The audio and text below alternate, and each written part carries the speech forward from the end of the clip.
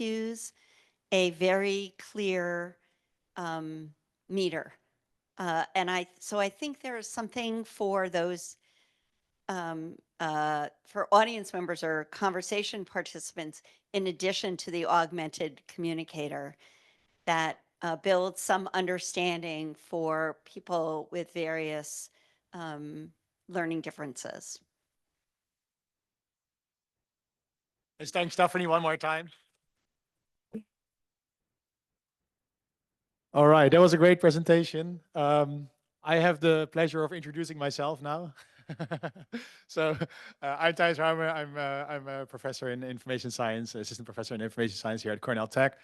And today I have a talk for you that is like different from what my typical talks are. This is a talk I have no idea how to give. But my PhD student Toby is going to talk a lot about the research we've been doing.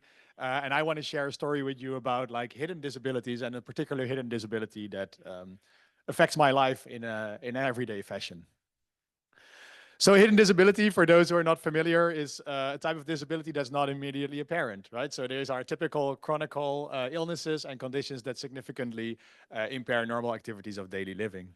And Shiri showed the slide earlier. Particularly if you look on Wikipedia, like 1 in 10 Americans are diagnosed with a hidden disability, so like formally diagnosed. And many more are not, right? Like, so millions of citizens probably have a form of hidden disability. Probably in the room there is like, I know, like 20 people who have like some form of hidden disability, and most of them do not seek help, right? They're either not aware of, they don't actively seek help to kind of like find solutions. And so the objective of this talk is to kind of expose these hidden disabilities, right? I'm going to do this in a very personal way. I'm going to do it by talking about my hidden disabilities, but I would like this to kind of be a starting point for you guys to also kind of have these conversations with each other and kind of make this a topic that we're all engaged in. So, as I said, this is going to be a deeply personal talk. It's probably the hardest talk that I've ever given so far, because like nobody teaches you how to give a talk about yourself. Like, I know how to give a research talk. I would have no problem with that, but this is a type of talk that is like potentially emotional, much deeper, and much more personal. So before that, like, if you at any moment feel that the content is hard for you to deal with, either visually or like the things I talk about, don't hesitate to leave the room. I fully understand this is like, intense stuff for many of us to deal with. Before anything, I want to just share that, like, I'm doing great, right? This is about the story of like, the cancer that I had during my PhD. I'm great now. I finished that PhD, somehow worked out. I got over here. I'm faculty here now at Cornell Tech, so like can't complain.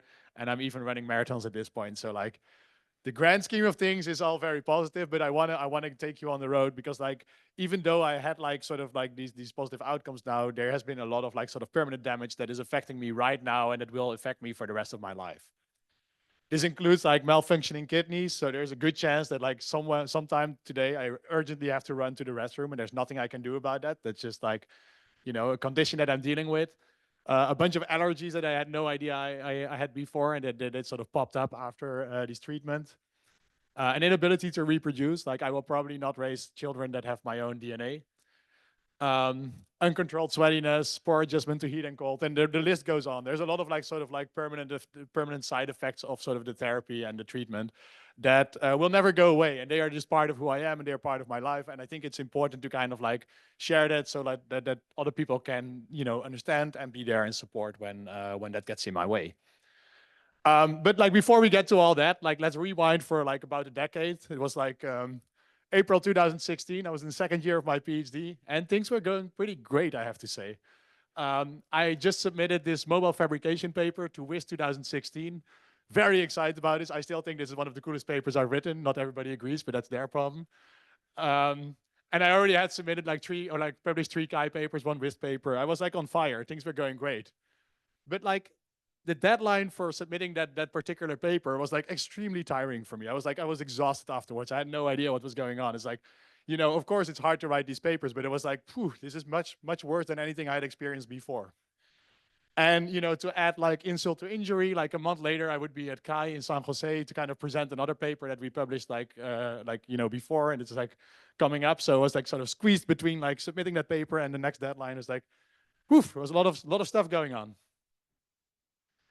But you're doing a PhD. That's part of the game, right? Like it's intense, it's heavy. Like I felt it was just like, I was just not, it was just like dealing with it somehow, right? Like it's like we're all having a hard time in our PhD sometimes. This is probably just part of the game. Then I had the pleasure of being at Kai in San Jose. So like I was together with my wonderful collaborator, Saiganesh Swaminathan, giving the presentation at Kai 2016, which was actually about accessibility. Pure coincidence. Very cool paper. We prepared it to the detail. Like it was a wonderful presentation. But right after the presentation, I couldn't do anything anymore. I went home to our apartment and just sat in the bath and like, for 2 hours, like 2 hours later, I woke up and I was like, oh shit, I'm still in the bath. Rolled into my bed. No party for me at Kai that night. I was done. And like again, like it's intense. You give a presentation, you're hyped up. Like it's not surprising that you're a little bit exhausted afterwards. But it kept on going. So like a month later, this is the train station at Potsdam Griebnitzsee, which is where I always took the train to Berlin. And I found myself like always like going by the vending machine suddenly. Like I would always get some chocolate on the way home, just because I felt like I needed a little bit of extra energy to kind of make it through the day. And it just like it kept building up. And it's all like little things, right? It's all things that don't seem like a real problem, but like not quite right. I would never snack normally. I'm not a snacker. I don't eat chocolate all the day.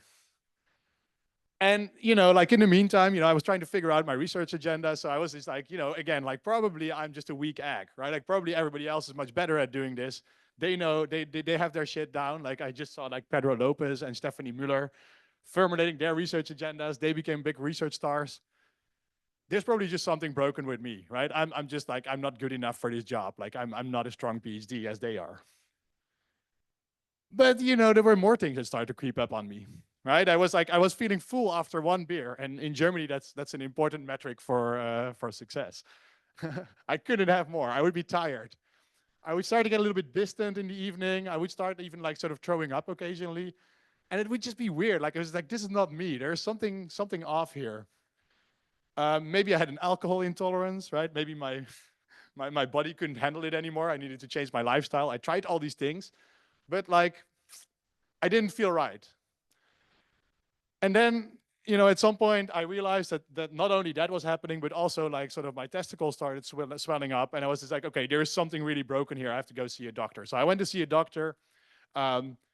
He prescribed me like this 3-week cure of like pills that I was supposed to take. And it would like just increase your stomach sour so that you won't throw up so much anymore, right? Like it's like, oh, you're throwing up. Well, here's a solution. That's not quite the right solution. So like I had to follow that 3-week cure. I had to kind of sit it all the way out because otherwise it wouldn't work. You know how doctors sometimes sort of tell you the truth that is like the semi version of the truth here. And at the end of that, I went on a vacation with my family in Iceland, one of the most wonderful countries in the world. Great pictures. But that vacation was really no joy for me. I was like, at the end of the night, I would actually be like throwing up like pretty much repeatedly. And it was just like, something is completely off here. And the pills didn't make it any better because now the throwing up was even more sour, which if you have experience throwing up, it's not a great thing to have. So, something was wrong. So like after I came home from that vacation, went to see a specialist and, got my diagnosis. And for that specialist, it was a trivial thing. Like looked at the symptoms, was like, even before any treatment, he was like, okay, well, this is clearly cancer. You have cancer. You're going to, it's a very aggressive form of cancer. And you're going to be taken to hospital like in 2 hours. You're going to be up for surgery because every hour we wait is going to be like a waste of your life somehow. And this is a really strange thing. As a patient, this is probably the best slide in this presentation, right? As a patient, this was wonderful. I was like, oh, finally I understand what is wrong with me. It sucks that it's cancer, but now I know what's wrong with me. And I have a way to kind of start like working towards recovery, right? Like the doctor was also like, we're going to do surgery. They're going to be like chemotherapy cycles. And there was a whole plan forward. So like suddenly my life made sense again. I was like, oh, great. Like now I can start to work towards recovery somehow. And this is actually quite important to understand. Like as an undiagnosed hidden disability can actually be much harder to deal with than a diagnosed one. Right? It provided clarity, it provided sort of focus, and I knew what I had to do. I just had to be a good patient from now on. But while this is really good news for me, for the people around me, this was extremely challenging, right? The moment you hear that, like, one person you really care about has cancer, one, that is very shocking.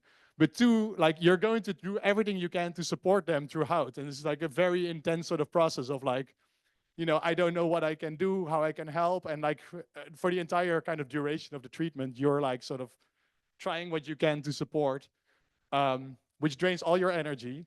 And while I'm working towards recovery, they are working towards like sort of devastation over time. Um, so this is Anna Wiegand, who now is called Anna Roumen, who was one of the main people to support me. At the time of the diagnosis, she was actually in Portugal for a work trip, and she could not make it back before the surgery. You know, like so, like she saw me only after the surgery. And the same for my father, who kind of came over from the Netherlands to Berlin. Um, things that happen, but it was really important to do it right away. Yeah, maybe one thing about cancer, for those who don't know, like it comes in different stages, right? So like stages ranked from 1 to 4. Um, my grade was 3B, which is a pretty serious grade.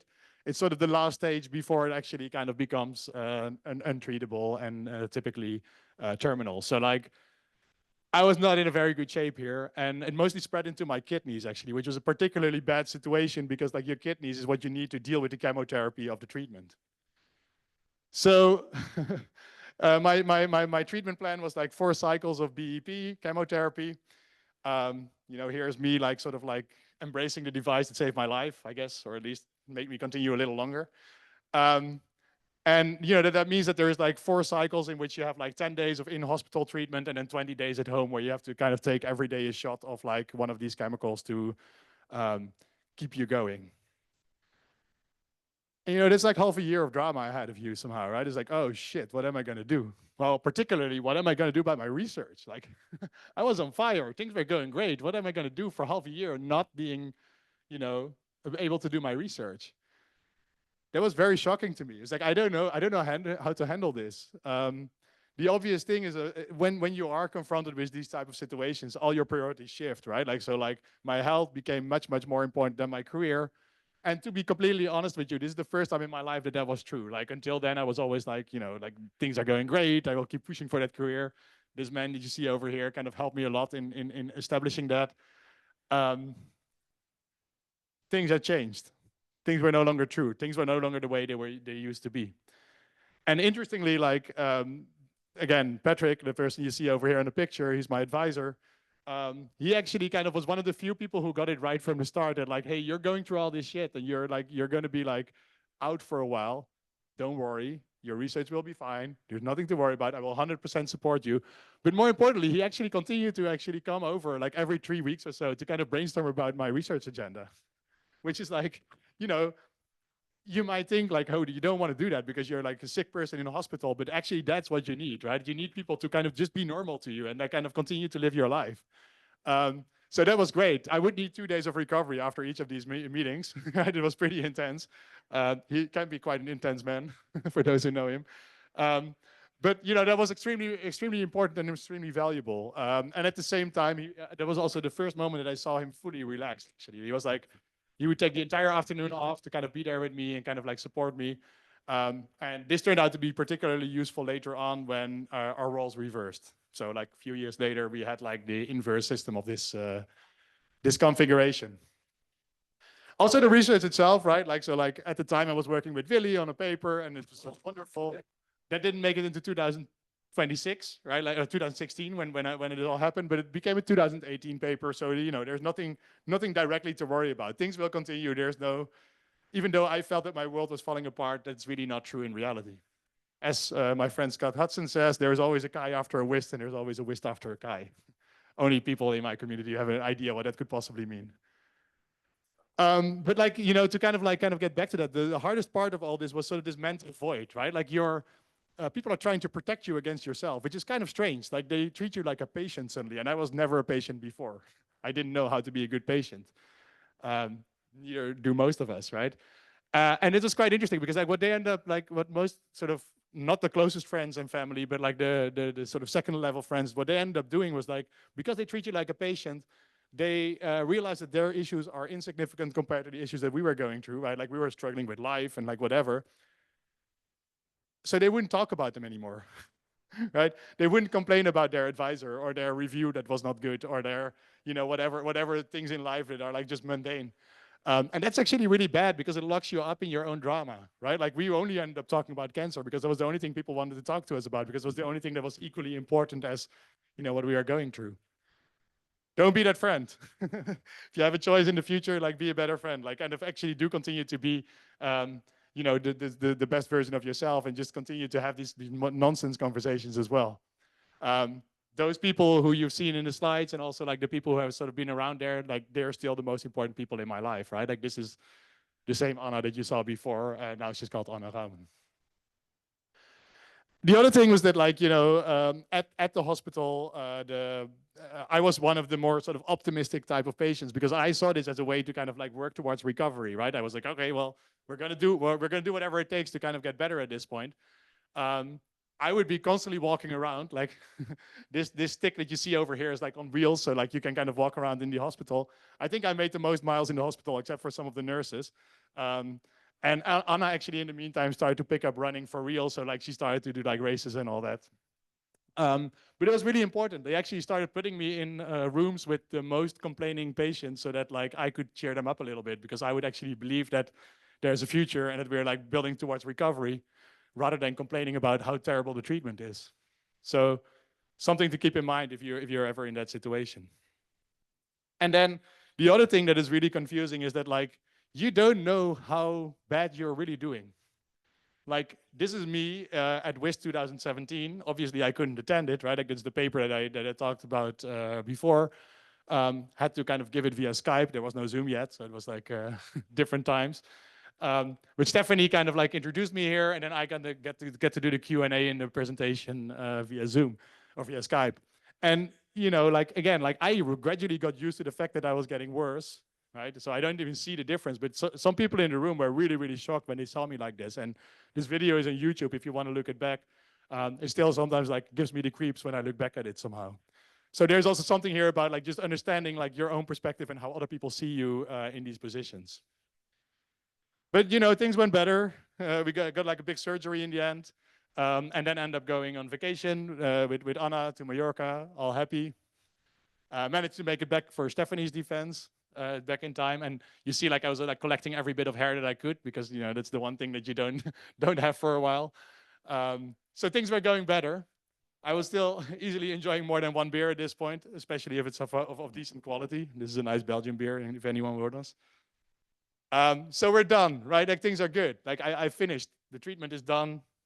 Everything is getting better. Or maybe not, right? Like, so cancer is actually a weird type of disease. Like I want people to see me as healthy, right? So like I wanted to show like, hey, things are going better, and I want to celebrate like life and like kind of move forwards and everything. So I ended up running the Berlin Half Marathon like 3 months after the last treatment, together with Anna. Important statement to ourselves, like, we're getting back into the game. I was never running before. That was just because she picked it up. That I thought like, okay, well, let's do this thing. And a year later, we ran the New York City Marathon to raise money for cancer research, to kind of hammer that home as well.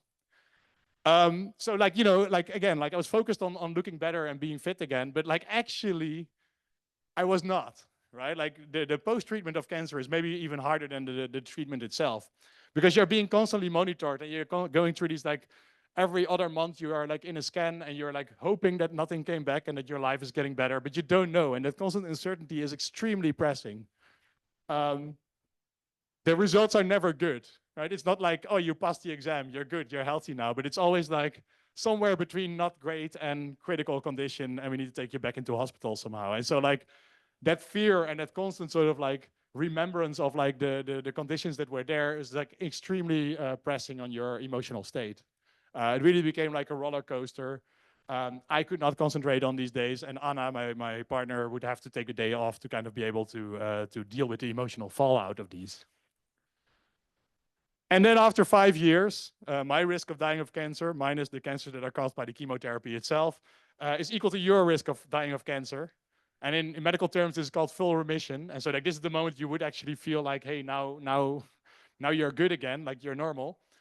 But of course, these hidden disabilities, they never go away, right? And so this is the thing to kind of understand. Like again, like here's a list of these different, some of the different ones that I encounter. This will always be part of your life, and this is something you're going to carry around with you. And I think it's important to discuss that and kind of make sure that people understand. So today's goal is like, let's talk about these, right? And be there for one another whenever you do encounter hidden disabilities or people might have ones that you don't even know about. Ask and have a conversation. And the other one is to seek help whenever you feel something is off, right? Like the diagnosis is like such an important part in this whole story somehow, right? Like for the other parts before that were complete misery. I didn't know what was wrong with me. I was like searching. I was like uncomfortable. That was the point where everything changed in some better way. So do reach out, do seek help whenever you feel that you're not quite up to sniff. Be the friend, as I said before, right? Like don't just be there at the diagnosis, but be there throughout. Everybody knows how to kind of respond when you send a message about the diagnosis or a funeral or any of these things. But like the people who are there at any given moment in time are the ones that actually matter much, much more. Trust your doctors, rely on friends, like kind of be optimistic and work towards like recovery rather than complaining about like your conditions, because that's the one thing that you cannot do anything about. And then the last important thing, and this is especially for everybody who is also still kind of like fit and young and like sort of believes that they are like invincible, start building your support network now. Don't wait until you need it. It's too late, right? So like reach out now. Your PhD and your career, they can and will wait. It's much more important that you have the people around you that will support you whenever you do get into one of these situations. I can guarantee that I was not expecting to be like at start of 2016, that I was not expecting what the end of 2016 was going to look like for me, right? There was absolutely no chance that I could predict that. So, you know, kind of be there for each other, kind of build that network, help each other. That's so important right now. So on that note, I want to end my presentation. I'm not sure if there's a whole bunch of questions that we we will do here, but like I do want to have this conversation continue. So like, you know, keep talking about your hidden disabilities with each other, with one another. Use the breaks for that. And if there are any questions, I'm happy to answer them right now. Thank you so much for your attention, and looking forward to more discussion. Thank you so much for the great presentation. I was wondering, has there been research on the post cancer effects, the ones that you showed the hidden disabilities, right? Like there you listed there are multiple. Has there been research done on individual pieces or on the whole thing, to like start to like cure them one by one, at this point, or are they set on stone that they're actually permanent and cured anymore? Yeah, I mean, I'm not a cancer researcher, right? But like people, yeah, there is the fact that there's a lot of like sort of side effects and like sort of like hidden disabilities that come out of these treatments is a known factor. It's really unpredictable which these are. So there's a lot of like after you go through treatment, there's whole bunch of tests that you have to go through to check your hearing, to check like there's a lot of like sort of like almost everything, every bodily function could have been impacted by the sort of like the overshooting of chemicals in your body somehow. So there is, yeah, they are very aware of it. So like from a medical perspective, I think much more can be done in sort of like supporting people in the process through that. Like, so like the symptoms, like the things that you can actually point to as like, here's something that you're suffering from is like reasonably understood in a way. It's a little bit unpredictable. It's very personal, but actually understanding what is wrong and the emotional consequences of that, that's actually very poorly understood. And there's like, you know, there's like all kinds of support groups where people find each other who also had such a disease, but like, that's sort of the best we have right now. So that there's much more that can be done in this space. I think would be very exciting to explore. Omari. Yeah, Thijs, thank you for sharing your story with us today. I had a question that's related more to the meaning making process of this new identity that you had throughout your life, right? And so when we look at the literature about disability identity, you know, they talk about like, you know, individuals who have been disabled from birth versus those who become disabled throughout their life, and how that kind of shifts how you make sense of who you are. And so knowing that um, your disability identity, one, came, you know, during your lifespan, right? I mean, you're still living, thank God. As well as it intersects with other identities, like, you know, you being a scholar, you being, you know, your gender, your race, etc. So I wondered if you could just like speak a little bit more about when you were diagnosed, like how did you start to make sense of Tice now with this new identity that now is very salient to who you are as a person? Yeah, I mean that's a very important question, and it's it's one I've been fighting with quite a lot, I have to say. Like, you know, when the diagnosis happened, before that, I was like this invincible person, and I thought that everything was going to go great, and I believed that, like, you know, I was like, this was all never going to happen to me, right? So the diagnosis came, and at that moment, so much is like, so I still sort of was in this state of disbelief, right? Like I was still in this sort of like, cannot be happening to me. Like, this is insane. Something must be wrong. Like, whatever. Right? Like, there's a sort of this sort of state where you're like slowly dealing with your changing identity in a way.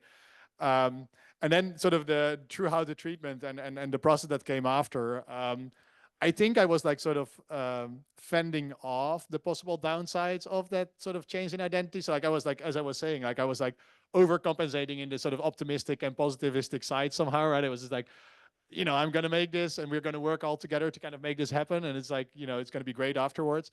Probably partially to kind of like avoid the hard part of like, you know, the challenges of like, it's kind of weird if a doctor tells you that rather than like, oh, you have an injury and you're going to recover in a few weeks, it's more like, yeah, so we think that like your chance that you're still alive in 5 years is about 80%. It's like, oh, wait, that's actually quite a different type of like story to hear. And I think for a long time I've been like not so much in denial, but like not really kind of publicly being able to really deal with that in a way. After the treatment, it kind of became more apparent to me that like, you know, one, there are many people who are suffering through similar sort of stories. And so it's important to actually share that story and have that sort of identity communicated and be transparent about it.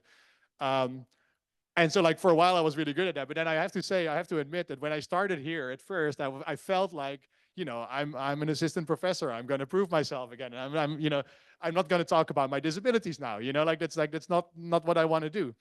And so like it was actually at Tapia like 2 years ago that there was like a disabled in CS community that was like meeting up there, and I joined them and I kind of had that conversation with them, and it was just like, you know, maybe it's actually really good to talk about this and to kind of make this part of the conversation, and also like, you know, reach out to the communities that are there to actually support you, because like it's so easy to deny, right? It's so easy to just like keep on living your life and just ignore all the drama that was part of this somehow. That's the by default the easier thing to do, but it's the thing that also kind of like that eats you up over time, right? Like it's like, you know, that you are actually suffering from consequences. There are like, you know, things that impair my the way I do my thing. So like I think now I'm getting closer to actually starting to kind of embrace this fully, and this has been a long story, and it's like I think therefore a very important question, right? Like I would encourage you, and this is very easy to say from a stage, I would encourage you to be better than that, right? Like kind of to do embrace like when you encounter like changes in sort of like your identity when it comes to this, to embrace that and kind of be transparent about it and talk about it. And that's why I thought this talk was important to give. But you know, I know that like, you know, when I was in your situation, I didn't believe this either, right? So like, I wish I was better at this. I am getting better, like slightly better at it now. And I hope that like by sharing the story, like you guys are gonna kind of be there to support me, but also be there to support each other and kind of like create a better opportunity for other people to also kind of deal with these type of issues. Yeah. Thank you so much. I think in the interest of time, we probably have to move on. So I'm keeping myself here. Our next speaker in the series is Sheng, who just came over on the bus from Ithaca. So like, bear with him if he's still like sort of waking up a little bit. As I said, like I would like these conversations to continue. This is not like the end of the presentation in a way. Let's talk over lunch. Let's talk over time. Thank you so